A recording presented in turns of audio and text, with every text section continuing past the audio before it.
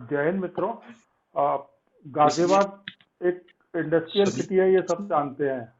वर्ष 2018 में योगी आदित्यनाथ सरकार ने एक योजना शुरू की थी जिसका नाम था वन डिस्ट्रिक्ट वन प्रोडक्ट। इस योजना में यूपी के सभी जिलों को एक एक जिस उद्योग से या जिस कला से उस जिले की पहचान है उसको बढ़ावा देने के लिए सरकार की ओर से कई प्रयास किए गए हैं। गाजियाबाद को हैवी इंजीनियरिंग के लिए चुना गया है और इसको उद्योग को बढ़ावा देने के लिए सरकार की तरफ से basically capacity building, marketing, branding, इन सब चीजों में मदद मिलती है। मार्जिन बनी चाहिए उसके लिए मदद मिलती है। इस योजना से गाजियाबाद को अब तक क्या लाभ हुआ है, इस योजना के क्या उद्देश्य गाजियाबाद में पूरे हो पा रहे हैं या किन किन सुधारों की जरूरत है और इसके साथ ही गाजियाबाद के उद्यमियों को किस तरह की समस्या आ रही है, इसके लिए हमने इस चर्चा का आयोजन किया है। इस चर्चा में भाग लेने के लिए हमारे साथ गाजियाबाद इंडस्ट्री फेडरेशन के महासचिव अनिल कुमार गुप्ता जी मौजूद हैं। अनिल जी नमस्कार। मैं आपसे अनुरोध करूंगा कि आप बाकी और हमारे साथ district director industries Virendra Kumar ji भी मौजूद हैं। अनिल जी, आपसे अनुरोध करूंगा कि आप बाकी उद्यमी साथियों का परिचय कराएं। जी, हमारे साथ हैं गाजियाबाद के मशहूर एक्सपोर्टर और वरिष्ठ उद्यमी श्री सुनील गोयल जी। गोयल जी नमस्कार। फिर वरिष्ठ उद्यमी श्री सतीश मित्तल जी, जो 9 साल industrial area manufacturer association Bulandshahr road में सीनियर वाइस प्रेसिडेंट रहे। हमारे साथ इंद्रजीत सिंह जी हैं, आप भी मेरे साथ industrial area association Bulandshahr road में 9 साल इन्होंने सेवाएं दी हैं अपनी। पंकज जी हैं हमारे पास कविनगर औद्योगिक क्षेत्र से, पंकज गोयल जी। पंकज भैया नमस्कार। और अब हमारे साथ जुड़ गए हैं गाजियाबाद इंडस्ट्रीज फेडरेशन के प्रेसिडेंट अरुण शर्मा जी, शायद अब वो भी प्रोसेस में हैं जुड़ने के। अरुण जी आए वो। तो मैं समझता हूं कि कोऑर्डिनेटर की भूमिका भी मेरे को निभानी है या विशाल जी? क्योंकि आप ही उद्यमियों को ज्यादा बेहतर तरीके से रिप्रेजेंट कर सकते हैं और उनकी समस्या को बता सकते हैं, तो मैं चाहूंगा कि आप ही कोऑर्डिनेटर की भूमिका भी निभाएं। मैं शुरुआत में तो यहाँ से शुरू करूंगा कि जो मेरे छोटे भाई वीरेंद्र जी हमारे बीच बैठे हैं, गाजियाबाद को हैवी इंजीनियरिंग में या इंजीनियरिंग गुड्स के लिए ओडीओपी में चुना जाना बहुत कुछ भाई वीरेंद्र जी के प्रयासों का परिणाम है। आप बहुत बहुत साधुवाद के पात्र हैं वीरेंद्र भैया। और एक बात मैं हमेशा हर उद्योग बंधु में भी कहता हूँ कि वीरेंद्र जी ने जब से गाजियाबाद में पदभार संभाला है, एक नई सोच, नई आशा का संचार हम उद्यमियों में हुआ है। ये बहुत रिस्पॉन्सिव है, हर किसी की समस्या को सुनकर तुरंत रिप्लाई करते हैं, रिवर्ट करते हैं। सबसे अच्छी बात है, यदि किसी मीटिंग में है उस समय टाइम नहीं दे पा रहे तो इनका फोन खुद आता है। तो हमारे बीच ऐसे अधिकारी हैं, इसके लिए प्रदेश सरकार को भी हम श्रेय देंगे कि उनको धन्यवाद देंगे। और वीरेंद्र जी आपको तो हर बार मतलब थैंक बोलने का मन करता है। अब आज की मीटिंग में 2 भाग रहेंगे। एक तो ये है कि इसके लिए तो मैं वीरेंद्र भैया से ही कहूंगा कि वो इसके जो उद्देश्य हैं उन पे एक बार संक्षेप में प्रकाश डाल दें सबसे पहले। फिर उसके बाद हम लोग अपने बात सबके सामने भाई साहब के सामने रखेंगे। तो सबसे पहले मैं, अच्छा अरुण जी आप सुन पा रहे हैं? अरुण जी अनम्यूट करो। हाँ मैं सुन रहा हूँ आपको। तो आपको सादर नमस्कार। गाजियाबाद इंडस्ट्रीज फेडरेशन के प्रेसिडेंट अरुण शर्मा जी ने हमें ज्वाइन कर लिया है।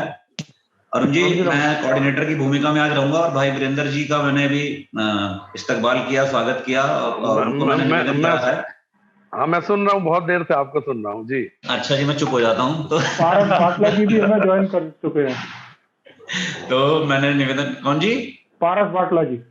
अच्छा जी, तो सबसे पहले हम सुनते हैं भाई साहब की, वीरेंद्र जी के विचार के ओडीओपी के लाने के पीछे इनको क्या प्रयास किया और उससे हमें कितना लाभ हो सकता है जो हम लोग ले रहे हैं और नहीं ले रहे हैं।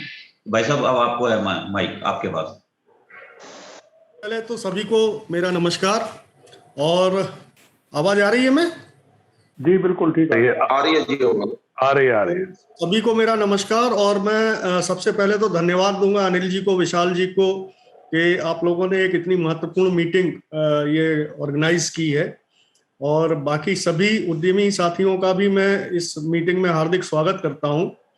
जैसे अभी मुझे ये निर्देश हुआ है कि ओडीओपी स्कीम का उद्देश्य क्या है और ओडीओपी स्कीम है क्या। प्रदेश सरकार की एक नई सोच थी और भारत में पहली बार इसको लाया गया अपने प्रदेश में, एक जनपद एक उत्पाद योजना। और माननीय मुख्यमंत्री जी की सोच ये थी कि हर डिस्ट्रिक्ट में, यद्यपि माननीय मुख्यमंत्री जी की तो सोच ये है कि हर ब्लॉक स्तर पर कोई ना कोई ऐसा एक फेमस चीज है, एक ऐसा प्रोडक्ट है या ऐसी कोई कला है जिसको प्रमोट किया जाना चाहिए।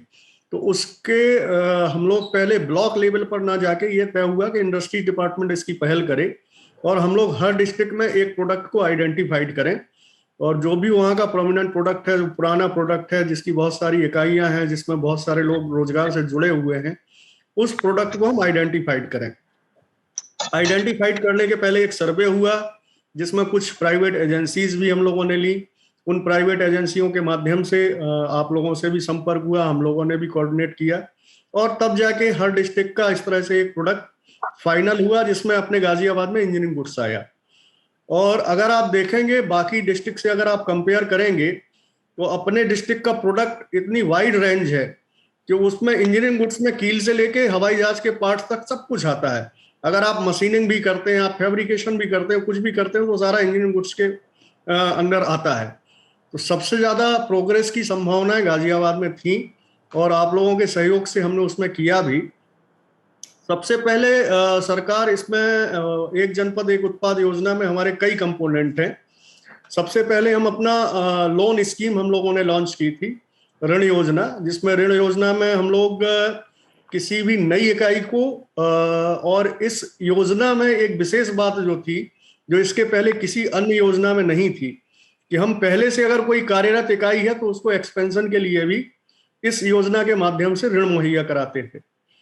और दूसरी इस स्कीम की खास बात ये थी कि अभी तक जितनी भी गवर्नमेंट स्पॉन्सर्ड स्कीम है उसमें कहीं पे भी ट्रेडिंग की बात नहीं होती थी। इस स्कीम में हम लोगों ने ट्रेडिंग को भी अलाउड किया कि हम सर्विस इंडस्ट्रीज के अलावा ट्रेडिंग को भी फाइनेंस करेंगे। जब ये 3 कंपोनेंट हुए तो हम लोगों ने लोन के भी इसमें 3 तरह के सब्सिडी के स्लॉट लिए। एक 25 लाख तक का लोन था जिसमें हम लोग 25% सब्सिडी देते हैं। दूसरा हमारा 25 लाख से 50 लाख तक का स्लॉट है जिसमें हम मैक्सिमम 10 लाख तक सब्सिडी देते हैं। और फिर हमारा 1 करोड़ से ऊपर के लोन है जिसमें हम अधिकतम 20 लाख रुपए तक सब्सिडी देते हैं। पूरी तरह से आज की तारीख में योजना ऑनलाइन है। जैसे कोरोना काल ठीक है सभी के लिए बड़ा दुखदाई भी रहा, लेकिन उसमें कुछ नए एक्सपेरिमेंट जो हम लोगों ने किए वो आज की तारीख में बड़े सफल हुए हैं और उद्यमियों के लिए सुखद भी हैं। इसलिए कि हम लोगों ने पूरी स्कीम अपनी ऑनलाइन कर दी। किसी इंडस्ट्रियलिस्ट को ऑफिस में आने की कोई जरूरत नहीं इस स्कीम में होती है। एक लिंक पे आपको ऑनलाइन अप्लाई करना होता है। स्कोर बेस्ड स्कीम होती है उस स्कोर बेस्ड होने के चलते हम लोग स्कोर देख के ही उस एप्लीकेशन को बैंक में फॉरवर्ड कर देते हैं। तो एक तो इसमें एक ऋण की योजना है हम लोगों की। दूसरा कंपोनेंट जो हम लोगों ने लॉन्च किया था वो इसका था ट्रेनिंग का कंपोनेंट। जो छोटे लोग हैं, श्रमिक वर्ग के लोग हैं और अपना कोई काम शुरू करना चाहते हैं, हम लोगों ने आइडेंटिफाइड ये किया कि अगर कोई वेल्डिंग थोड़ी बहुत जानता है या कोई मशीनिंग जानता है तो उसमें हम लोग 10 दिन की एक उसको निःशुल्क ट्रेनिंग देते हैं और ट्रेनिंग के बाद उसको एक 20,000 रुपए तक की टूल किट निःशुल्क देते हैं। और उस टूल किट में हम लोगों ने वेल्डिंग मशीन रखे, हैंड टूल्स रखे हुए हैं। उसमें इतना पर्याप्त सामान है कि अगर कोई आदमी चाहे तो कहीं बैठ के अपना खुद का काम भी कर सकता है। वेल्डिंग मशीन को हम लोगों ने उसमें इस तरह से रखा है, हैंडी वेल्डिंग मशीन है। अगर आपको अपने घर पे जब उससे काम कराना है, ग्रिल पे काम कराना है, तो अपना हाथ में ले जाके मशीन ले जाके काम कर सकता है। इस बीच में जो 10 दिन के बीच में वो ट्रेनिंग लेता है तो उसकी आजीविका बाधित ना हो, इसके लिए हम लोग उसको स्टाइपेंड भी देते हैं 200 रुपए पर डे का। और उसमें मैं आप सभी को ये बताना भी चाहूंगा कि उसमें हमारे कुछ नए एंटरप्रेन्योर्स ऐसे आए जिनके यहाँ 20 वर्कर थे। उन्होंने 10 वर्कर से अपनी फैक्ट्री चलाई और 10 वर्कर को हमारे यहाँ ट्रेनिंग पे भेज दिया। हमने उनको ट्रेनिंग भी दी और उनको टूल्स भी दे दिए। अगली स्लॉट में फिर उन्होंने 10 को भेज दिया तो उनको अपने 20 वर्कर के लिए निःशुल्क टूल किट मिल गई। तो ऐसे भी कुछ हमारे साथ इंडस्ट्रियलिस्ट आए हैं। तो ये दूसरी हमारी एक ऋण की योजना है। इसकी प्रशिक्षण की योजना है, जिसमें हम लोग प्रशिक्षण के बाद निःशुल्क टूल किट देते हैं। मीटिंग चल रही है। थर्ड स्कीम जो हम लोगों ने लॉन्च की थी वो एमडीए की स्कीम लॉन्च की थी। यद्यपि एमडीए की स्कीम हम लोगों की बहुत ज्यादा इसलिए नहीं चल पाई कि जैसे ही हम लोगों की एमडीए की स्कीम लॉन्च हुई उसके कुछ ही समय के बाद कोरोना आ गया, तो हम लोगों के मेले सारे लगभग मेले बंद हो गए। अब हम लोगों ने इधर दोबारा से शुरू किया है। इसमें जो भी पहले हम लोग केवल एक्सपोर्टर को इस तरह की सब्सिडी देते थे कि जो किसी मेले में पार्टिसिपेट करता है उसमें आने का खर्चा, ब्रांडिंग का खर्चा, उसमें हम लोग सम परसेंटेज रिम्बर्स करते थे। ओडीओपी स्कीम के माध्यम से हम उनको भी फैसिलिटेट करते हैं जो एक्सपोर्टर नहीं है। अगर एक्सपोर्टर है तो अच्छी बात है, अगर वो एक्सपोर्टर नहीं भी है और किसी स्टेट फेयर में, नेशनल फेयर में या इंटरनेशनल फेयर में पार्टिसिपेट करते हैं तो हम उनके आने जाने का, स्टॉल का, उनके रुकने का, उनका माल ले जाने ले आने का सम परसेंटेज उसमें रिम्बर्स करते हैं जी। तो ये हमारी थर्ड स्कीम थी। और इस फेज में जो हमने लास्ट स्कीम लॉन्च की थी वो हमारी थी कॉमन फैसिलिटी सेंटर की। और आप सभी को आज मैं ये भी बताना चाहूंगा कि हमारी कॉमन फैसिलिटी सेंटर की पहली किस्त हमें कल प्राप्त हो गई है और हमने उसके टेंडर फ्लोट कर दिए हैं। शायद कुछ समय पहले हमारे अरुण भाई ने ये कहा था कि हमको क्या मिला कॉमन फैसिलिटी सेंटर में, तो मैं आपको ये बताना चाहूंगा कि आप सभी को जानकारी दी गई थी और आप सभी के मार्गदर्शन में ही हम लोगों ने एकेजी इंजीनियरिंग कॉलेज में ये प्रस्ताव लिया था उनसे। और उनको प्रायोरिटी पे हमने इसलिए लिया था कि उनकी बिल्डिंग ऑलरेडी बनी हुई थी, तो उसमें हमें ये लगा कि इसको हम बहुत जल्दी शुरू कर देंगे। तो उसमें पहली किस्त कल हमको 5.5 करोड़ रुपए के रूप में मिल गई है और मुझे पूरी उम्मीद है कि हम मार्च के पहले वो सारी मशीनें लाके वहाँ टेस्टिंग की फैसिलिटी और मॉडर्न टूल रूम की फैसिलिटी स्टार्ट कर देंगे। तो ये ओडीओपी स्कीम में हम लोगों के 4 कंपोनेंट हैं जो इन पर अभी हम लोग काम कर रहे हैं। और आपको ये भी मैं आपको शेयर कर दूं कि ये हमारी आज इतनी चर्चित योजना हो गई है कि भारत सरकार के विभिन्न विभाग अब हमारी इस स्कीम को कॉपी कर रहे हैं। जैसे हॉर्टिकल्चर डिपार्टमेंट ने अपनी एक ओडीओपी स्कीम लॉन्च की, फूड प्रोसेसिंग ने अपनी एक ओडीओपी स्कीम लॉन्च की। तो इस तरह से हम देख रहे हैं कि बाकी डिपार्टमेंट भी इसकी सफलता को देखकर इसको ले रहे हैं, इसको ग्रहण कर रहे हैं। और हम लोग भी लगातार ये प्रयास कर रहे हैं कि इसको हम लोग और कैसे रिफाइन करें, इसको और कैसे सिंप्लीफाई करें, सो दैट कि अधिक से अधिक लोगों को हम इसका लाभ पहुंचा सकें। धन्यवाद वीरेंद्र जी, बहुत डिटेल में और बहुत अच्छे से आपने इसके फायदे में बताए। अब यहाँ एक प्रश्न ये भी हम लोग उद्यमियों के दिमाग में कौनता है कि गवर्नमेंट ने जो भी यहाँ तक ये स्कीम दी, बहुत सारे फायदे सीधे सीधे हम उद्यमियों को मिल सकते हैं और मिल रहे हैं, लेकिन जो एग्जिस्टिंग प्रॉब्लम्स हमारी हैं, जैसे गाजियाबाद को इंजीनियरिंग गुड्स के लिए चुना गया। अब मेरे कई भाई यहाँ पर जैसे इंद्रजीत जी बैठे हैं, बहुत भारी पुर्जों की मशीनिंग या उनकी मतलब प्रोडक्शन का काम करते हैं। और इस समय जो इंफ्रास्ट्रक्चर में हमारी सबसे बड़ा इशू आ रहा है, हमारी रोड कंडीशंस का आ रहा है, जिसमें कि डायरेक्ट आप मतलब हमारी मदद करने की कोशिश करते रहे हैं, लेकिन आप जानते हैं कि नगर निगम ने किस हाल में सड़कों का, इंडस्ट्रियल एरिया को प्रायोरिटी दी है। उसी प्रकार से जल निकासी, पीने का पानी, तो इसके लिए भी क्या आपको कोई पैसा यूपी गवर्नमेंट देगी या आपके पास स्पेशल फंड आएंगे? अगर मैं इंफ्रास्ट्रक्चर की बात करूं तो मैं लगभग हर मीटिंग में, हर आपसे जब भी मुलाकात होती है, सरकारी हो, औपचारिक हो, अनौपचारिक हो, मैं हरदम इस बात को रखता हूं कि गाजियाबाद में जिस तरह का इंफ्रास्ट्रक्चर होना चाहिए उस तरह का बेसिक इंफ्रास्ट्रक्चर नहीं है। इतना बड़ा इंडस्ट्रियल टाउन होने के बावजूद भी आज हम लोग इंफ्रास्ट्रक्चर की कमी से जूझ रहे हैं। और मुझे ये कहने में अभी कोई परहेज नहीं है कि अगर आज जो पॉल्यूशन है उसमें मेजर कंपोनेंट हमारे डस्ट पॉल्यूशन का है, जिसमें जो हमारे इंडस्ट्रियल स्टेट की सड़कें हैं वो एक बहुत बड़ा कंपोनेंट है। जब दिन भर उस पर गाड़ियां चलती हैं तो कभी कभी ये स्थिति हो जाती है, मैं खुद भी कभी शाम के समय, कभी रात में अक्सर इंडस्ट्रियल एरिया घूमता हूं बिना आप लोगों की जानकारी के, और खुद ही ड्राइव करते हुए निकलता हूं, तो महसूस करता हूं कि अगर ये वाला पॉल्यूशन कम हो जाए तो हम लोग बहुत हद तक एयर पॉल्यूशन को कंट्रोल कर लेंगे। अभी पिछली उद्योग बंधु में ये बात रखी गई थी और जो हमारे जिलाधिकारी महोदय हैं वो भी इस बात से पूरी तरह से सहमत थे कि औद्योगिक क्षेत्र जब बने थे उस समय उसमें जो इंफ्रास्ट्रक्चर था वो उसको दोबारा से बनाने की जरूरत है। नगर निगम केवल बनी हुई चीज को मेंटेन कर सकता है, लेकिन अगर कोई सड़क या कोई इंफ्रास्ट्रक्चर आज की तारीख में है ही नहीं तो उसको कायदे से यूपी सीडा को फिर से बना लेना चाहिए। और इस बात पर डीएम सर ने अपनी सहमति भी जताई थी कि हम इस संबंध में एमडी साहब से बात भी करेंगे और उनको पत्र भी लिखेंगे। मैंने डीएम सर से भी एक रिक्वेस्ट की हुई है कि हम लोगों के पास एक औद्योगिक विकास निधि होती है, तो उसके तहत भी हम लोग कुछ प्रस्ताव बनवा के भेज रहे हैं। ओडीओपी में तो नहीं, लेकिन हमें और अन्य जो निधियां हैं उनमें एक संभावना है, हम लोग उसमें प्रयास कर रहे हैं, देखते हैं कितनी सफलता मिलेगी।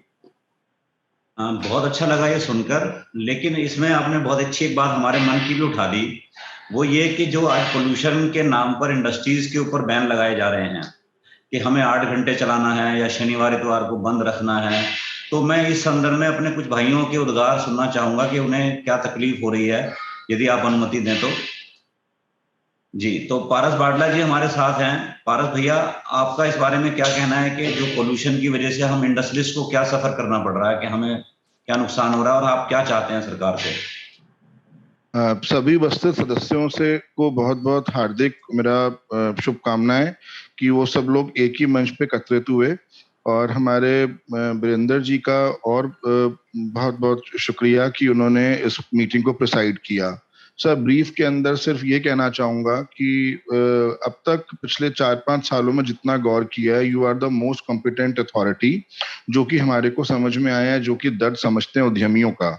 सर, इस संदर्भ में जो मौका मिला कहने का, सबसे पहली चीज तो ये कि सर हम लोग जो इंजीनियरिंग गुड्स की इंडस्ट्रीज होती हैं, हम लोग अपनी सोफिस्टिकेटेड मशीनों से उन पे फिनिशिंग लेके चलते हैं। उनको एक हम जैसे छोटी छोटी चूड़ी काटना, थ्रेड्स काटना, ये सर बहुत डेलिकेट आइटम्स होते हैं। हम इन डेलिकेट आइटम्स को जब ट्रांजिट में लेके जाते हैं तो सर रोड्स की खस्ता हालातों के चलते पोजीशन ये होती है कि ये डेंटेड होके जॉब्स जाते हैं। ये जॉब्स जैसे ओरिजिनल हम डिस्पैच करते हैं वैसे पहुंचते ही नहीं है। अगर हम पेंट करके भेजेंगे और ये कोई एक्सपोर्ट का आइटम है तो ये स्क्रैच लेके और एक भद्दी सी शक्ल लेके पहुंचता है। और सर इतना हमारे पास एफर्ट्स नहीं होते कि हम इसको पेटियों में और तमाम तरीकों से पैक करके भेजें। वहां क्या है सर कि वहां पे हमारे ही अपना जो ये इंजीनियरिंग क्लस्टर का एक टैग नेम से जो लोग हमारे पास अप्रोच करते हैं, जो क्लाइंटले आती है, वो क्लाइंटले बिल्कुल निराश हो जाती है। ये क्लाइंटले सर मूव कर जाती है नोएडा की तरफ, ग्रेटर नोएडा की तरफ, और वहां पे क्या होता है कि चाहे महंगा भी उनको काम करवाना पड़ रहा है, लेकिन वो वहां पे इस काम को करवाते हैं और हमारे को सर वो बॉयकॉट कर देते हैं। सर दूसरा यहाँ पे क्या है कि बिजली विभाग की समस्या एक दूसरी गंभीर समस्या है। सर फैक्ट्रीज छोटी और बड़ी सभी तरीके की यहाँ पर हैं, जिसका लोड सर 60 किलोवाट से नीचे का है, वो एलटी ट्रांसफार्मर पे उसकी लाइन जुड़ी हुई है। सर एक ट्रांसफार्मर की कैपेसिटी सपोज करिए 400 केवीए की है, उसके ऊपर सर बिजली विभाग ने 500 450 केवीए का लोड लादा हुआ है। सर जिस टाइम पे भी फुल लोड पड़ता है उस टाइम पे पोजीशन ये हो जाती है कि ट्रिपिंग की समस्या आम तौर पे होती है, और उस ट्रिपिंग के चलते क्या होता है सर, टूलिंग टूटती है। टूलिंग बहुत महंगी होती है, अफोर्डेबिलिटी के बाहर चली जाती है। तो इसके लिए सर बिजली विभाग को भी बहुत बार कहा गया कि वो गौर करे, ट्रांसफार्मर्स को रिप्लेस ना करके नए ट्रांसफार्मर लगाए, पुराने ट्रांसफार्मर्स को ना लगाएं। अपने स्टोर्स के जो भी अधिकारी हैं उनको बोले कि भी तारों वगैरह इन सब चीजों को नियमित रूप से चेंज करवाते रहें। सर ये दूसरी प्रॉब्लम सबसे बड़ी इस ओडीओपी के तहत जो इंजीनियरिंग क्लस्टर गाजियाबाद है उसको पोर्ट्रे करने में हमें दिक्कत आ रही है। सर तीसरी इसके अंदर दिक्कत हमारे साथ ये आ रही है, मैंने पहले भी एक दफा इस बात को उजागर किया था कि सर हमारे जो भी सामान जाता है सर वो तुल के जाता है।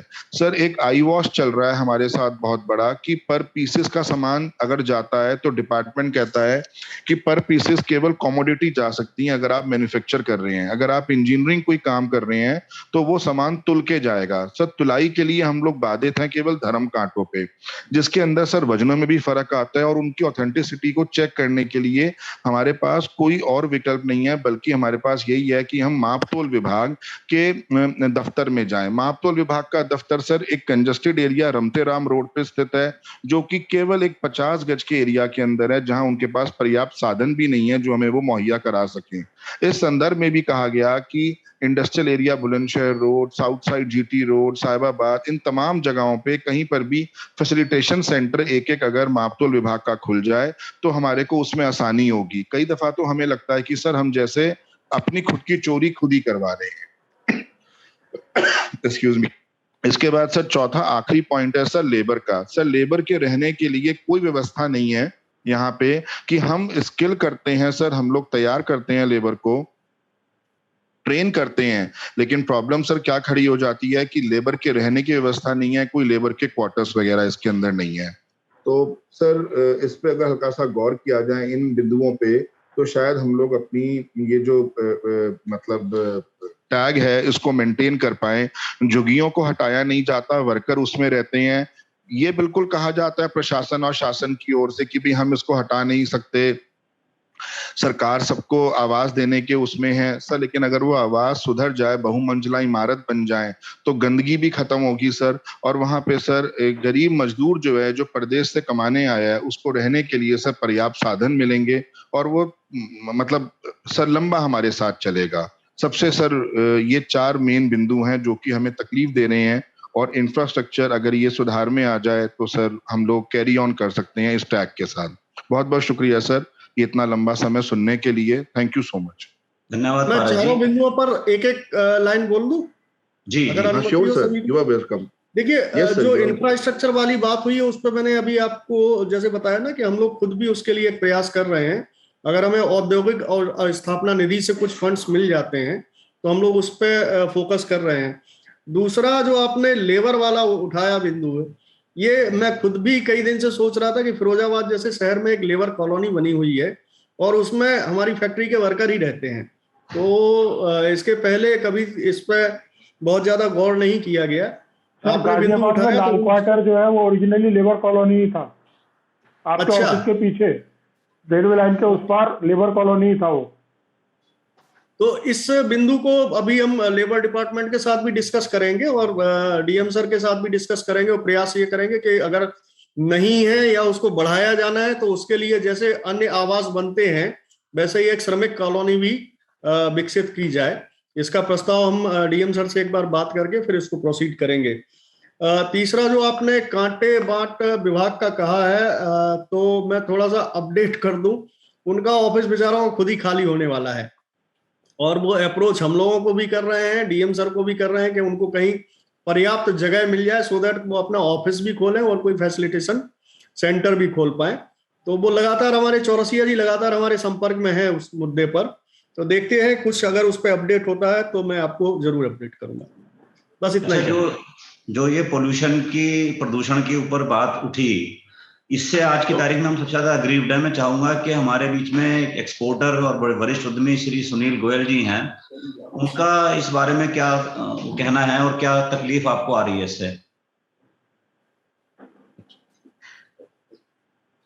अनम्यूट कर दीजिए सुनील जी, आप म्यूट हैं। हाँ जी, नमस्कार जी। मेरा तो केवल सिंपली ये कहना है, पारस भैया ने ऑलरेडी काफी डिटेल में सबको समझा दिया और मैं उनसे सहमत हूँ। लेकिन जो ये इंफ्रास्ट्रक्चर की फेलियर है, ये कोई ओवरनाइट तो हुई नहीं है। सालों साल में ये डेप्रिशिएट होती गई और अब इस स्थिति पे पहुंच गए हम बुलंदशहर रोड इंडस्ट्रियल एरिया में विशेष करके कि जब बारिशें होती हैं तो सड़कें नहीं रहती, नाले बहते हैं। यहाँ जो रेन वाटर है उसकी निकासी कोई नहीं है, नाले कनेक्टेड ही नहीं है, कहीं से कुछ जाता नहीं, सीवर लाइन चालू नहीं है, वाटर सप्लाई की कोई व्यवस्था नहीं है इंडस्ट्रियल एरिया में कि नगर निगम का पानी आता हो। तो मैं ये जानना चाहता हूं कि इंडस्ट्री अगर कोई गलत काम करती है तो तुरंत उसके खींचे जाते हैं and they are held accountable. Why is Ghaziabad Nagar Nigam not accountable for its misdeeds over the last 35 years? And why is UPCDA not responsible for bringing this situation to the current level? Sir, हमारे industrial area में तो ये हाल है कि हम किसी visitor को यहाँ बुलाने में हिचकते हैं, कहते हैं कि तू रहने दो भैया, हम ही मिलने आ जाएंगे वहां. इतना बुरा हाल हो गया. आपके विजिटर्स में तो इंपोर्टर शामिल होते हैं जो दूसरे देशों से आते हैं. जी. और मतलब अब तो शर्म आने लगी सर कि कैसे इनको लेके आएंगे और क्या ये दृश्य दिखाएंगे और क्या इंप्रेशन लेके जाएंगे. और मतलब सर, लखनऊ में बैठ के गवर्नमेंट बड़ी अच्छी अच्छी स्कीमें बनाती है विद गुड इंटेंशन, बट जो ग्राउंड रियलिटी है इसको कौन दिखाएगा, कौन उनको पहुंचाएगा कि ये हकीकत ये है. तुम पीने का पानी नहीं प्रोवाइड कर पाते और हमसे ये कह रहे हो कि जब पोल्यूशन होता है तो सड़कों पे छिड़काव करो. मेरे को तो 1-1 लीटर का हिसाब देना पड़ता है कि मैंने ग्राउंड वाटर एक्सट्रैक्ट किया, 1-1 लीटर का हिसाब देना पड़ता है. मैं कहाँ से सड़कों पे छिड़काव करूं? और ये मेरा काम है कि मैं पोल्यूशन को कंट्रोल करने के लिए बाहर पानी की बौछार करूं. सर, ये तो स्थिति हो गई है कि मतलब हमें अपने काम में तो कंसंट्रेट करने के बजाय हम उल्टे सीधी चीजों के पीछे पड़े रहते हैं.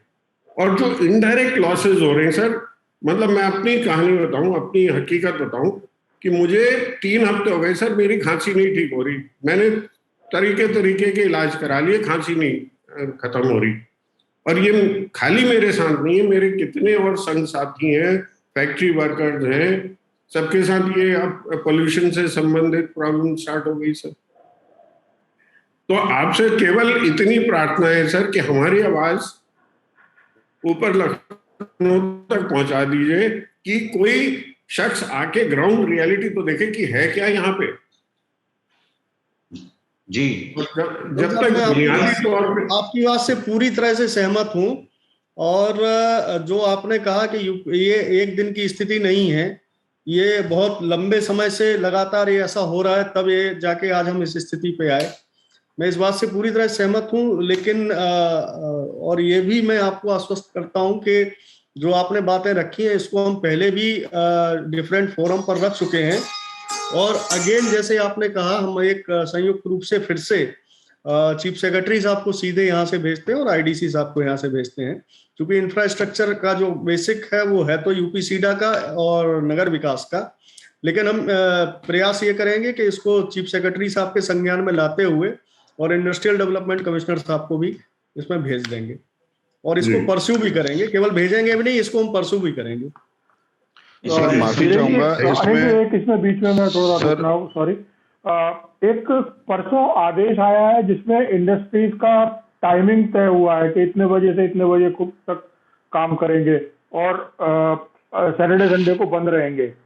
उस बारे में कुछ जानकारी दे सकते हैं वीरेंद्र जी? तक हमारे पास प्रदूषण नियंत्रण बोर्ड से कोई ऐसा लिखित पढ़त में आदेश आया नहीं है जी. और जैसे ही आएगा तो फिर हम इसके बाद ही उस पर कुछ विचार कर पाएंगे. बिकॉज जैसे आपने देखा होगा लास्ट टाइम स्कूलों के बंद करने का भी आदेश आया था, बट स्टेट लेवल पे निर्णय लिया गया. तो जब तक ऐसा कोई लिखित में आदेश नहीं आ जाता तब तक हम लोग उस पर अभी बात नहीं कर पाएंगे. अभी हमारे उद्यमी भाइयों को कोई चिंता इस विषय में करने की जरूरत नहीं है. जब आएगा तब देखेंगे जी. उसका कोई विकल्प भी निकाला जाएगा. जी सुनील जी, आपने जो बात कही ये गाजियाबाद इंडस्ट्रीज फेडरेशन की तरफ से मैं सब पॉइंट नोट कर रहा हूं. और जैसा आदरणीय वीरेंद्र जी ने कहा कि जब हम ये सारे पॉइंट सूचीबद्ध करके लिखकर भाई साहब के पास भेजेंगे तो प्रॉपर फोरम तक, प्रॉपर अधिकारी तक ये आप हमारी आवाज पहुंचा देंगे, ये मुझे पूरा विश्वास है. पारस जी, मैं भी नोट कर रहा हूँ. अच्छा, पारस जी आप बस sir, thank you sir, sorry interrupt करने के लिए. वीरेंद्र सर, आपको एक सपोर्ट देने के लिए हम एक बात कहेंगे.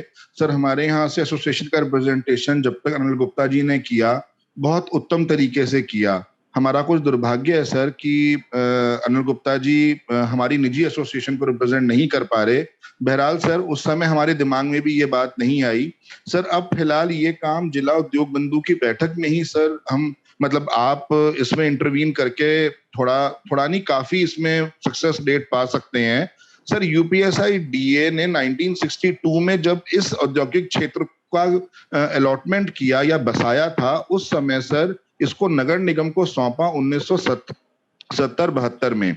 सर सौंपते वक्त एक MOU जरूर साइन हुआ होगा नीतिवाद से कि भाई क्या क्या शर्तें क्या क्या नियम रहेंगे, किस किस तरीके से नगर निगम इसको चलाएगा और रखरखाव करेगा। सर उसकी कॉपी ना तो UPSIDA प्रस्तुत करता है ना नगर निगम प्रस्तुत करता है। नगर निगम अपना हाउस टैक्स का फर्रा थमा देता है हर साल के बाद और UPSIDA अपना लीज रेंट ले लेता है हमसे हर वर्ष के हिसाब से। लेकिन इसमें किसकी कितनी जिम्मेदारी है, किस हद तक की जिम्मेदारी है, इसका हमें संज्ञान ही नहीं है।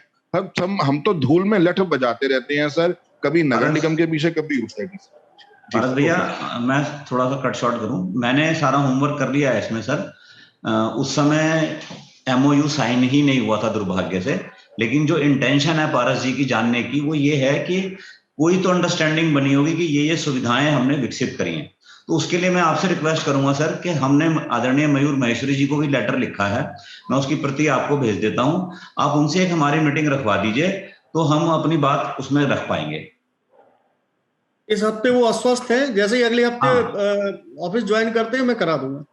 ठीक है। अच्छा अब मैं इंद्रजीत सिंह जी से निवेदन करूंगा कि वो कुछ अपनी बात कहना चाहें इस संदर्भ में। आवाज आ रही है मेरी क्लियर? जी आवाज आ रही है क्लियर? जी आ रही है। ठीक है। मैं सबको नमस्कार जी, आपको भी नमस्कार। मैं इस बारे में 2-3 बात कहना चाहता था कि जो हम लोग जितने लोग बैठे हुए हैं हम लोग सब मैन्युफैक्चरिंग सेक्टर से जुड़े हुए हैं और आप कभी भी देखेंगे किसी भी देश में सबसे स्ट्रॉन्ग उसकी इकोनॉमी को सपोर्ट करता है ना, वो मैन्युफैक्चरिंग सेक्टर होता है। और जबकि हमारे यहाँ इसकी ना उल्टी स्थिति है। अगर आपको मैं तुलना करने के लिए बोलूंगा, जैसे कि हमारे यहाँ जो सॉफ्टवेयर इंडस्ट्री है, IT इंडस्ट्री है, उसको ना एक बहुत बड़ी चीज माना जाता है अभी भी भारत के अंदर, चाहे वो पे स्केल्स हो या उनके इंफ्रास्ट्रक्चर हो, उनको जो फैसिलिटीज गवर्नमेंट देती है। लेकिन अगर आप तुलना करेंगे इन नंबर ऑफ एम्प्लॉयमेंट और उसके टर्नओवर और उसका फ्यूचर कितना है, वो आपको ना कई 100 गुने का फर्क दिखेगा। केवल उसके अंदर आकर्षण है, एक दुनिया के अंदर एक इमेज बन गई है कि IT इंडस्ट्री, लेकिन IT इंडस्ट्री कुछ भी नहीं है अगर मैन्युफैक्चरिंग सेक्टर को सपोर्ट ढंग से मिल जाए। अच्छा, नंबर 2, जो जहां तक अभी तक का हमारा अपना पर्सनल एक्सपीरियंस है कि जितनी भी एजेंसीज हैं, ये रख रखाव या इंफ्रास्ट्रक्चर, इनको सबको देखते हैं, इनमें ना आपस में कोऑर्डिनेशन का भयंकर जो है ना वो अभाव है। अब जैसे सड़कें बनती हैं, एक बार में तो सड़क बनेगी, उसके 2-3 महीने बाद फिर उसका खड़ंजा बनेगा, उसके 2-3 महीने बाद फिर कोई नाली खोदने आ जाएगा। जैसे कल ही हमारे यहाँ बहुत बड़ी दुर्घटना होते होते बच गई, नगर निगम वाले यहाँ पर नाला खोद रहे हैं और उसी के नीचे से जो PNG की लाइन जा रही है उनको मालूम ही नहीं था, वो हाई प्रेशर लाइन, उसमें JCB से खोदा और लाइन टूट गई। और आप यकीन करिए 2 घंटे तक सबकी सांस अटकी हुई थी कि यहाँ पर कोई बहुत बड़ी दुर्घटना का अंजाम दे सकता था। और दूसरे जो नगर निगम वाले भी काम कर रहे हैं, उनका जो है कोई जनरल पहले कोई सर्वे किया गया हो पूरे इंडस्ट्री एरिया के, कहाँ कितना नाला चाहिए, कितना चौड़ा चाहिए, क्या गहरा चाहिए, कहाँ क्या कोऑर्डिनेशन इंडस्ट्रीज का काम ना बंद हो जाए। मैंने उनसे पर्सनली बात करी, उनके पास कुछ नहीं है कि हमें से वहां तक इतना गहरा खड्डा पुराना तोड़ देना, नाला नया बना देना, चाहे वो ठीक भी रहा हो तो भी वो तोड़ के ही बनाएंगे। और ये निश्चित है जब ये नाला बन चुकेगा फिर वो सड़क वाले आ जाएंगे। और सड़क वालों की एक पुरानी परंपरा है कि सड़क, आप कोई भी सड़क देखेंगे, वो सड़कें शायद कुछ एरिया में तो कई फुट ऊपर उठ चुकी हैं। शायद ये जितने भी विभागों में पढ़े लिखे अभियंता हैं, इंजीनियर हैं, उनको शायद सिविल सर्वे का सेंस ही खत्म हो गया है। उनको पता ही नहीं है कि सड़क के ऊपर सड़क क्यों बन रही है। दुनिया में कहीं नहीं बनती है, इंडिया में भी बहुत सारे स्टेट्स में ये बंद हो चुकी है, लेकिन यूपी में तो सारे विभाग सो ही रहे हैं सर इसको लेकर, ठीक है ना। तो ये और नंबर 3 जो ODOP की जैसे आप बात कर रहे हैं, मैं पर्सनली मेरे को ना ये सारी चीजें फॉर्मेलिटी दिखाई देती हैं कि ये केवल एक राजनीति के स्तर पे, प्लेटफॉर्म्स पे सारी एजेंसियों के बीच में बातचीत करने के लिए बहुत अच्छा सब्जेक्ट है, लेकिन एंड यूजर को कभी कुछ मिलता है या नहीं मिलता, वो वहां तक बात सर पहुंचती नहीं है। नए इंडस्ट्रियल एरियाज डेवलप हो जाते हैं, लेकिन जैसा हमारा इंडस्ट्रियल एरिया है इसमें दूसरी जनरेशन लोगों की आ रही है आगे, तो आप मतलब स्थिति समझ नहीं सकते कि ये कितनी विकट समस्या है कि इसको एकदम से बिल्कुल तिलांजलि दे दी गई है कि ठीक है अपने आप जो मर्जी करते रहो, धक्के खाते रहो, आप अपनी समस्या अपने आप सुलझाओ। मतलब मेरी ऐसी फीलिंग है सारी इन सब चीजों को लेकर। और इंद्रजीत जी, और इंद्रजीत जी, पोल्यूशन को लेके आपको क्या लगता है कि आप लोग, हम फैक्ट्री वाले कितने जिम्मेदार हैं और हमारी ये सड़कें और ये सब चीज? भाई पोल्यूशन को लेके जैसा अभी सुनील जी ने भी बोला, सड़कें और ये एनवायरनमेंट तो सबसे बड़ा उसके अंदर जो है उसके अंदर पार्टिसिपेट कर रहा है। और ऑन द अदर हैंड जो इंजीनियरिंग से जुड़ी हुई मशीन शॉप्स हैं और दुनिया भर की इंडस्ट्री है, ऑटोमेशन है, कोई फूड इंडस्ट्री है, वो तो 1% भी पोल्यूशन नहीं करती है। कोई किसी के धुआं नहीं निकलता है, किसी के नाली में पानी नहीं निकल रहा है, लेकिन जो प्रदूषण को लेके जो अब कर्व्स लग रहे हैं वो एक कॉमन एक ब्लैंकेट ऑर्डर कर दिया गया कि सारे दिन बंद हो जाओ। तो ये सब चीजें ना सर थोड़ी समझने की हैं। या तो कोई भी पॉलिसी बनाने से पहले, ऑर्डर देने से पहले इंडस्ट्री के भी कुछ लोगों को एक बार शामिल किया जाए, उनकी भी राय ली जाए। एक ब्लैंकेट आप डिसीजन नहीं ले सकते कभी भी किसी भी परिस्थिति को लेके। तो मेरा मानना सर अभी भी यही है कि इंडिया का फ्यूचर अगर सर कहीं है तो मैन्युफैक्चरिंग सेक्टर में है, और सरकार इसमें इन्वेस्टमेंट करते समय सिर्फ इसको एक टेम्परेरी एक ट्रीटमेंट देने की कोशिश ना करें। इसमें जो भी आप इन्वेस्टमेंट डाल रहे हैं अगले 50 साल में बहुत हैवी रिटर्न्स आने वाले हैं हमारे देश को इससे। लेकिन अगर स्थितियां ऐसी ही रही तो वो ये जो मौका भी हमारे पास बन रहा है इंटरनेशनली, आप सुनील जी भी हैं, पूरे वर्ल्ड में ये लोग जाते हैं, इंपोर्ट करते हैं, सब लोग बहुत एक्सपोर्टर हैं। आज पूरे दुनिया के अंदर एक मूड बना हुआ है कि किसी तरीके से इंडिया चाइना की टक्कर पे खड़ा हो जाए, और इंडिया के पास पूरी संभावनाएं हैं। लेकिन ये छोटी छोटी चीजें ना हमारे को बहुत डिस्करेज कर देती हैं। आप इतना इन्वेस्टमेंट अपनी कंपनी में डाल सकते हैं, लेकिन इंफ्रास्ट्रक्चर आप फैक्ट्री से बाहर निकलते ही मजबूर हैं, आप कुछ नहीं कर सकते। जी बहुत बहुत शुक्रिया, बहुत अच्छे सुझाव दिए आपने। अच्छा, हमारे फेडरेशन के प्रेसिडेंट ने कल, अरुण शर्मा जी ने एबीपी चैनल वालों से बात करी थी और नेशनल लेवल पे अरुण जी आपको सुना गया, तो आप क्या कहना चाहेंगे इन मुद्दों पर? हमारे सभी वरिष्ठ साथियों को मेरा नमस्कार। जो भी बिंदु हमारे सीनियर्स ने उठाए हैं, हम और अनिल भाई साहब इसको प्रशासन और शासन लेवल पर उठाने का प्रयास करते हैं, कुछ सफलता भी मिलती है। जो पॉल्यूशन की बात है, मैं हमेशा पिछले 2 वर्ष से कहता आ रहा हूं कि इंडस्ट्री गाजियाबाद के पॉल्यूशन के लिए केवल 7 से 8% ही जिम्मेदार है। पीछे कांवड़ जब चलता था तो पॉल्यूशन, रोड्स, ट्रांसपोर्ट बंद हो जाता था और हम लोग ग्रीन जोन में रहते थे। और जब हम लोगों की इंडस्ट्री 12 महीने चलती थी, और 2 बार से आप देख लीजिए कि दिवाली के बाद लगभग 1 सप्ताह इंडस्ट्री बंद सी रहती है और हम लोगों को रेड जोन में घोषित कर दिया जाता है। AQI हमेशा आनंद विहार के कोने पर या विजयनगर, जहां पर ये रोड्स बन रही हैं, ईस्टर्न पेरीफेरल रैपिड रेल का काम, नए बस स्टैंड पे चेक करते हैं, पूरे गाजियाबाद की वो खबर बन जाती है। इंडस्ट्रियल एरिया में आप कभी भी AQI चेक कर लीजिए, उस लेवल पे नहीं होता। तो पॉल्यूशन के लिए इंडस्ट्री तो 8 से 10% जिम्मेदार है, और अगर होते ही तो 12 महीने ये स्थिति रहती। केवल हम लोग इसी 40 दिनों में माननीय सुप्रीम कोर्ट के आदेशों की वजह से बाधित किए जाते हैं, क्योंकि एक PCB का माइंड सेट है कि साहब हमने इंडस्ट्री को बंद कर दिया। वहां उन्हें सुप्रीम कोर्ट में एक हलफनामा देना है कि हम लोगों ने इंडस्ट्री को बंद कर दिया है, जो कि पूर्ण रूप से अनुचित है।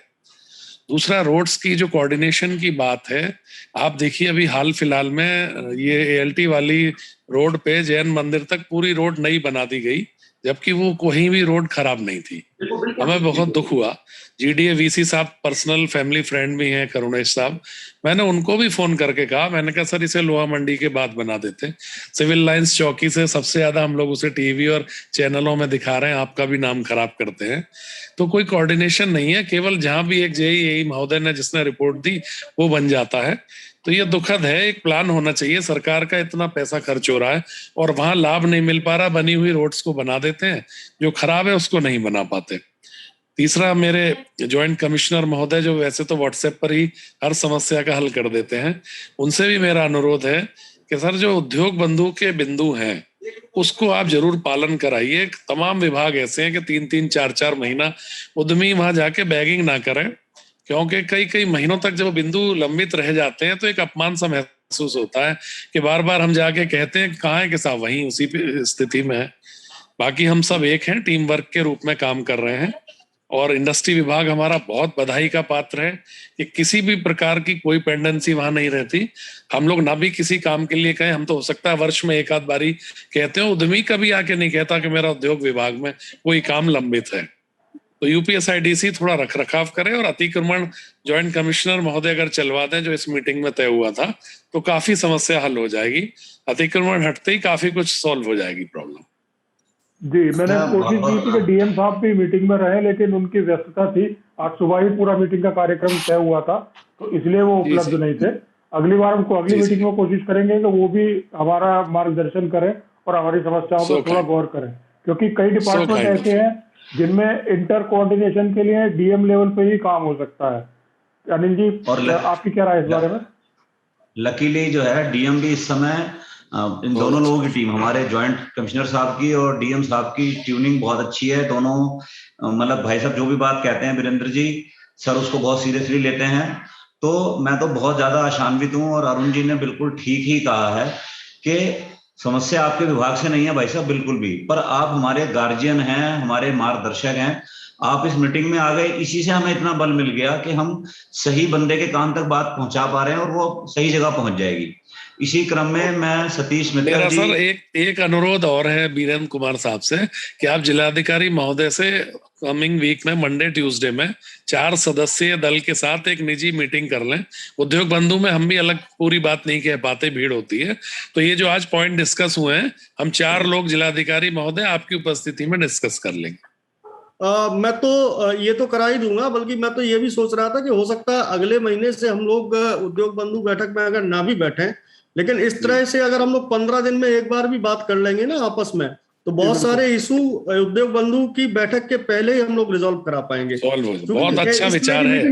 इस तरह की मीटिंग ज्यादा फ्रूटफुल होगी, बहुत ज्यादा लोग नहीं बोलेंगे, कुछ बिंदु होंगे जिन पर चर्चा होगी, लेकिन ठोस चर्चा होगी। तो मैं तो ये आप सभी से अनुरोध भी करूंगा कि हम लोग 15 दिन में एक बार इस तरह से आपस में डिस्कस कर ले, तो उसके रिजल्ट आने शुरू हो जाएंगे। सर के साथ मीटिंग करा दे। बिल्कुल बिल्कुल। इस कड़ी में, क्योंकि आज ये पहली मीटिंग थी, अगली बार हम कोशिश करेंगे कि हर बार एक मीटिंग को एक संबंधित विभाग से केंद्रित करके और उस विभाग के अधिकारी को भी अपने साथ जोड़ें, नगर निगम से या उस कंसर्न डिपार्टमेंट का अधिकारी भी हो, सो दैट कि वो पॉइंट पर जवाब दे। जी बिल्कुल, जी बिल्कुल। तो अरुण जी बहुत अच्छा सुझाव दिया और वीरेंद्र जी तो हर बात के लिए तुरंत हमारे को अपनी संतुष्टि प्रदान कर ही देते हैं। सतीश मित्तल जी, आप भी बहुत सेवा करते हैं उद्योगों की, आपका क्या कहना है कि जो पोल्यूशन की वजह से हम लोगों को ये कुछ रिस्ट्रिक्शंस डाली जा रही हैं, जैसे सुनील जी ने कहा कि हम लोग पानी छिड़कने की जिम्मेदारी हमें मिल रही है, जबकि सड़कों के दोनों तरफ जो इकट्ठी हुई फ्री डस्ट पार्टिकल्स हैं, यदि गवर्नमेंट अकल लगा के उन्हें एक बार कलेक्ट करा दे तो इतना पोल्यूशन होए ना कि हर गाड़ी उड़ते हुए हमारे को ये झेलना पड़े। तो आपका इस बारे में क्या कहना है, क्योंकि आपकी इकाई ऐसी सड़क पर स्थित है जो पूरे औद्योगिक क्षेत्र की मुख्य सड़क है, सड़क संख्या 4, तो आप किस कष्ट को झेल रहे हैं और आप ज्वाइंट साहब से क्या कहना चाहेंगे? अनिल जी, आपका बहुत बहुत शुक्रिया। सबसे पहले तो मैं वीरेंद्र जी का, क्योंकि मैं लास्ट मैं आज का, तो मैं पहले 2-3 मिनट में एक छोटा सा ब्रीफ कर देता हूँ। बेसिक चीजें क्या है, यदि ऐसा है ना, शासन ने एक स्कीम जो 1 डिस्ट्रिक्ट 1 प्रोडक्ट लाई है, ये एक प्लान था, उनका एक विजन था। अब बात हम ग्राउंड लेवल पे आ जाते हैं। यदि हम गाजियाबाद इंडस्ट्रियल एरिया को और ग्रेटर नोएडा इंडस्ट्रियल एरिया को या नोएडा इंडस्ट्रियल एरिया को कंपेयर करें, एप्पल टू एप्पल कंपेयर करें, तो हमें डिफरेंस नजर आ जाता है। बेसिक चीजों पे मैं आ जाता हूं, क्योंकि मेरे सभी वरिष्ठ साथी इस पे बात कर चुके हैं। 5-6 बेसिक चीजें हैं। क्वेश्चन यहाँ आ जाता है, जैसे हमने रोड्स की बात, हमने ड्रेनेज सिस्टम की बात, हम डस्ट की बात कर रहे हैं, इंक्रोचमेंट की बात कर रहे हैं। पिछले 10-15 सालों से, जैसे गाजियाबाद एक बहुत बड़ा महानगर है जहाँ पे 15 से 20 हजार यूनिट इंडस्ट्री जहाँ पे कार्यरत है। ट्रांसपोर्ट नगर की हम बात करते हैं, जैसे शहर में कूड़ा कलेक्शन होता है, हमारे इंडस्ट्रियल एरिया कूड़े के ढेर बने हुए हैं। यहाँ यहाँ भी डोर टू डोर कूड़ा कलेक्शन हो सकता है। क्वेश्चन यहाँ आता है कि इंडस्ट्री हमारे कितनी प्रायोरिटी है। यदि इंडस्ट्री हमारे लिए प्रायोरिटी नहीं है तो ये फिर कुछ नहीं होने वाला। सबसे पहले चीज है, यदि हमें ये सब चीजें ग्राउंड लेवल पे लानी है तो एक इच्छा शक्ति दिखानी होगी प्रशासन को। बिना इच्छा शक्ति के, बिना किसी कंक्रीट प्लान के, बिना किसी विजन के, बिना किसी डिपार्टमेंट के बीच जो सिंक्रोनाइज होना चाहिए, जब तक उत्तरदायित्व नहीं होगा, किसी का आंसरेबिलिटी नहीं होगी, ये सब चीजें ऐसी हवा में रह जाएंगी और ये ऐसे ही चलता रहेगा सिस्टम। जो चीज हम करना चाहते हैं वो तब तक उसमें सफलता नहीं मिलेगी जब तक ग्राउंड पे नजर नहीं आएगा। और वो ग्राउंड पे नजर तभी आया तब उसमें इच्छा, मतलब गाजियाबाद में इंडस्ट्री है, क्योंकि इंडस्ट्री उद्योग जो है किसी भी देश की विकासशील, किसी भी देश या प्रदेश की इकोनॉमिक एक रीढ़ है। जब तक उसको प्रायोरिटी नहीं मिलेगी हमें सक्सेस नहीं मिल सकती। और हम इसी इश्यू पे बात कर रहे हैं। इतना बड़ा महानगर होने के बाद भी हम पिछले 15-20 सालों से इस गाजियाबाद को ट्रांसपोर्ट करने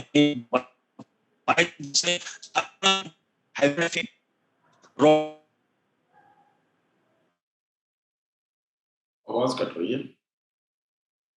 सतीश जी आपकी आवाज कट गई है और मैं अब गोयल साहब से निवेदन करूंगा जो प्रेशर कुकर का जिनका काम है कि बेटा आप बताएं, आपके क्षेत्र में वैसे तो अरुण जी बैठे हैं कवि नगर से, आप क्या समस्या का सामना कर रहे हैं? अनम्यूट करो, अनम्यूट कर लो देवेंद्र, अनम्यूट करो अपना स्पीकर। गोयल साहब अनम्यूट करो। आवाज आ रही है? हाँ अब आ रही है आवाज।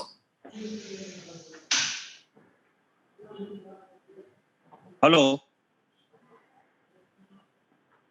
अच्छा आप ठीक है, म्यूट कर लिया। अब आ रही है आवाज?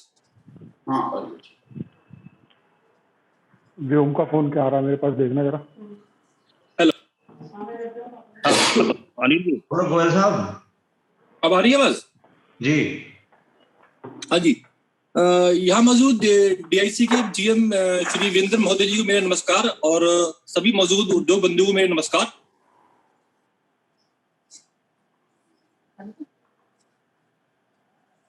हेलो जी आप जारी रखिए पंकज जी। हाँ जी, हाँ जी सर। मैं एक यहाँ पर सब लोगों को ध्यान देना चाहूंगा कि एक हमारे फैक्टर ऑफ प्रोटेक्शन होता है, मोबिलिटी ऑफ लेबर। एक्चुअली क्या है कि लेबर को आने के लिए जो पहले सुविधा होती थी लोकल ट्रांसपोर्टेशन की, वो गवर्नमेंट द्वारा बंद कर दी गई है। तो सर उसकी वजह से बड़ी प्रॉब्लम फेस करती है लेबर आने में। कहीं साहिबाद से आना हो या कहीं हापुड़ से आना हो, सब बहुत ज्यादा खर्चा करना पड़ता है लोगों को। सुन पा रहे हैं मुझे? जी बिल्कुल, जी बिल्कुल। हाँ जी, हाँ जी। तो पीछे कहा भी था गवर्नमेंट ने कि विभाग ने कि साहब हमको चलाने जा रहे हैं, दोबारा चलाने जा रहे हैं ये, लेकिन चलाया नहीं गया। तो उसकी वजह से लेबर को काफी दिक्कत का सामना करना पड़ता है। ठंडी गर्मी में वो कैसे आए कैसे नहीं आए। तो इसके साथ इसके लिए भी एक कुछ प्रोग्राम ऐसा ठोस बनाया जाए जिससे कि ये दिक्कत खत्म हो। धन्यवाद। अच्छा, इसके एक चीज एक और थी, ओडीओपी के अंतर्गत जो एक अभी बताया था हमारे सर ने, विंदर सर ने, कि एक प्लान बनाया गया है कि यदि आप कोई एक्सपेंशन करते हैं अपने प्रोडक्ट का तो उसके लिए कोई यदि मशीनरी वगैरह खरीदते हैं तो उसके लिए सब्सिडी प्रोवाइड की जा रही है गवर्नमेंट की तरफ से, पीएससी की तरफ से, राइट सर? मैंने अभी 18 लाख का एक्सपेंशन किया था कोरोना के टाइम पर ही। तो मुझे कहा गया क्योंकि हम ऑलरेडी एक्सपेंशन कर चुके हैं और हमने इसके अंदर ये कोई लोन नहीं लिया है तो हम इसके अंदर सब्सिडी के पात्र नहीं है। तो ऐसा क्या है सर, ये इसके लिए लोन लेना जरूरी है या पहले अप्लाई करें बाद में खरीदें? एग्जैक्टली, आप पहले अप्लाई करिए, जब लोन आपका सैंक्शन होने वाला हो उसके आप पहले अप्लाई कर दीजिए। या अगर आपको बैंक से लोन लेना है तो आप, अभी चालू नहीं हुआ है, पूरा चालू नहीं हुआ, पूरा खरीदा भी नहीं है, अभी चल रहा है, एक्सपेंशन चल रहा है, मतलब पूरा खरीदा नहीं है अभी, पेमेंट कुछ चली कुछ जा रही है, पूरी पेमेंट नहीं गई है अभी। जब भी आप एक्सपेंशन कराना चाहें, एक्चुअली में आपने पेमेंट तो भले नहीं पूरी की, लेकिन अभी अगर आप कोई नई मशीन लेना चाहते हो तो आप एक्सपेंशन के लिए लोन ले सकते हैं। तो पेमेंट कुछ कर दी है, मतलब 75% पेमेंट हो चुकी है उसकी। नहीं तब आप कैसे, बैंक तो बिल मांगेगा ना, बैंक तो आपकी उस फर्म को पेमेंट करेगा। हाँ जी, अच्छा, बैंक पेमेंट करेगा। अच्छा, यदि फाइनेंस नहीं कराई तो उसमें सब्सिडी नहीं मिलेगी? नहीं, फाइनेंस नहीं कराई तब तो गवर्नमेंट ये मानती है कि आपको सब्सिडी की आप क्या आवश्यकता है, आपके पास पैसा है ऑलरेडी। अच्छा अच्छा अच्छा, तो ठीक ये है। नहीं है अच्छा, ना, मतलब कि इंद्रजीत जी कुछ कहना चाह रहे हैं। इंद्रजीत जी, इंद्रजीत जी को पहले, हाँ सर मैं इसमें ये कहना चाह रहा हूँ, अभी मैंने भी हाल में ही 1-2 मशीन इंस्टॉल की हैं, तो इसके अंदर भी हालांकि मैंने लोन भी लिया है, बैंक से लिया है, उसमें भी इतनी कंडीशंस हैं कि वो कहते हैं कि एनबीएफसी के अगर आपने लोन लिया है तो उसके ऊपर सब्सिडी नहीं मिलेगी। ऐसा भी है कुछ इसके अंदर। जो एनबीएफसीज हैं, नॉन शेड्यूल्ड बैंक्स जो हैं, हाँ, उनको गवर्नमेंट स्कीम में सब्सिडी नहीं देते हैं हम लोग। नहीं सर, स्कीम, लेकिन आप स्कीम तो आप एंटरप्रेन्योर को दे रहे हैं ना। नहीं, वो ठीक है, बट के साथ अभी टाई अप है, हम लोग धीरे धीरे आ रहे हैं उस लाइन में, लेकिन अभी हम लोगों ने शुरू नहीं किया है। जैसे अभी हम लोगों ने 4 बैंक को शुरू किया, एचडीएफसी, आईसीआईसीआई और एक्सिस बैंक, इन बैंक को अब हमने लिया है। तो अगले फेज में हम बाकी की बैंकों को भी टेकअप करेंगे। नहीं, कायदे में तो जो इसका जो डेफिनेशन तो ये है कि अगर हम अपने को अपग्रेडेशन या एक्सपेंशन में कुछ भी इन्वेस्ट करते हैं तो उसके इंटरेस्ट के ऊपर सब्सिडी है, तो उसमें ना तो वो एनबीएफसी के ऊपर है। और आप पहले ये बताइए कि आप ओडीओपी की बात कर रहे हैं या टेक्निकल अपग्रेडेशन की बात कर रहे हैं? सर इसको अब ये बड़ी ना टेक्निकल की बात है कि हम देखिए इंद्रजीत जी, अब आप मुझे सुनिए। देखिए, किसी चीज को, किसी स्कीम को क्रिटिसाइज करना बहुत आसान होता है। आपने 2 लाइन में एक बात कह दी कि ओडीओपी केवल पॉलिटिकल स्कीम है। आपको मैं डेटा बताऊं, केवल आपके गाजियाबाद में 2800 लाख का लोन हुआ है, मतलब 3000 करोड़ के आसपास का लोन हुआ है केवल ओडीओपी इकाइयों के लिए। 90 नई इकाइयां लगी हैं जिसमें गवर्नमेंट ने 370 करोड़ की सब्सिडी दी है। ठीक है सर, मैं पर्सनली आपके पास आना ही पड़ेगा, मैं कल ही आता हूँ। नहीं, मैं बता रहा हूँ। देखिए, क्रिटिसाइज करना बहुत आसान होता है। अब जब आप ओडीओपी की बात करने लगे तो अब आप डिफरेंशिएट नहीं कर पा रहे। हमारी ये दोनों स्कीम आपको सर्कुलेटेड है। ओडीओपी अलग स्कीम है, टेक्निकल अपग्रेडेशन अलग स्कीम है। ओडीओपी में हम केवल नेशनल बैंक को सब्सिडी देते हैं। टेक्निकल अपग्रेडेशन में अगर आपने किसी भी बैंक से फाइनेंस कराया हो तो हम किसी भी बैंक को देते हैं, वो सब्सिडी हम आपको देते हैं। ठीक है ना, वो आपकी यूनिट के खाते में जाएगी। इंद्रजीत जी, वीरेंद्र जी, मैं चाहूंगा कि आप ओडीओपी में जो गाजियाबाद की उपलब्धियां हैं उसको भी थोड़ा बताएं। कितने लोगों को हम टूल किट बांट चुके हैं, वो तो आपने बताया नहीं। टूल किट तो मेरे ख्याल से आप काफी ज्यादा लोगों को बांट चुके हैं। देखिए 2018 से अगर हम बात करें तो 2018 में हम लोगों ने 600 लोगों को टूल किट बांटी थी। लास्ट ईयर भी हमने लगभग 650 लोगों को टूल किट बांटी थी, एक जनपद एक उत्पाद योजना में। और इस साल भी हम 600 लोगों को टूल किट बांटेंगे।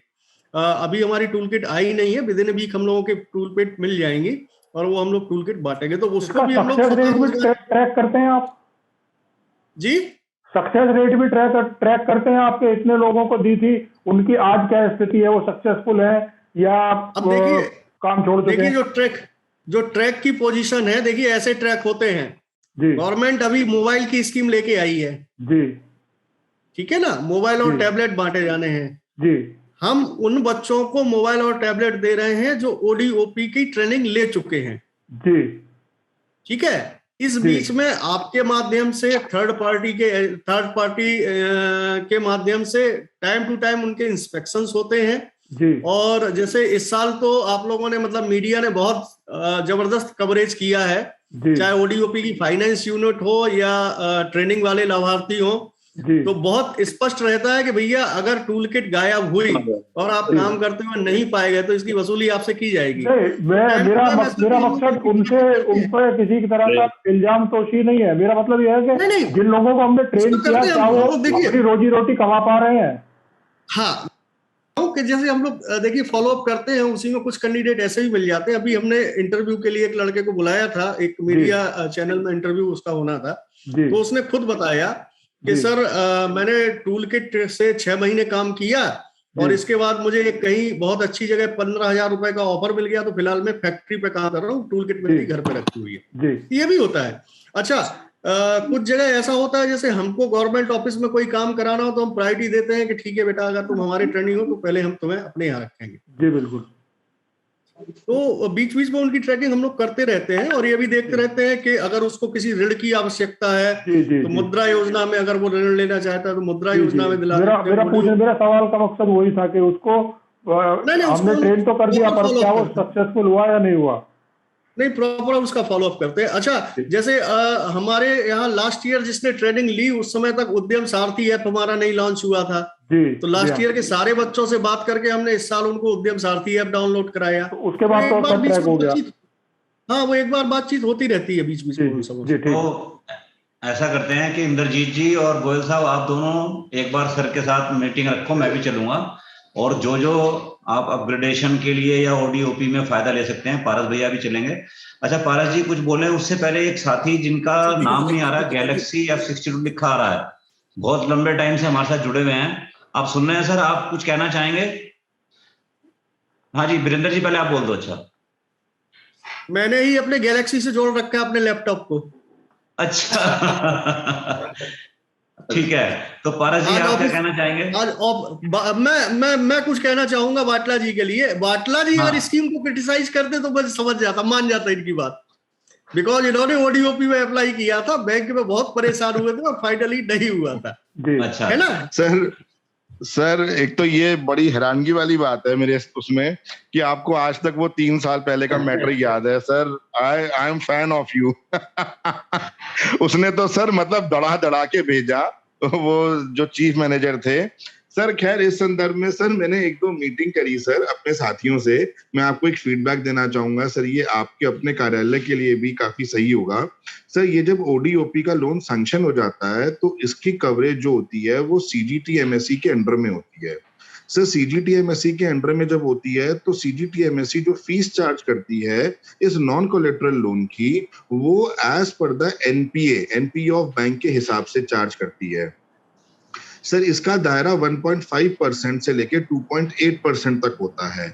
मर्जर होने के बाद बैंक्स के NPA बेशुमार बढ़ चुके हैं सर, जो बैंक का शेयर भी 100 से ऊपर था वो 30 पे जा चुका है।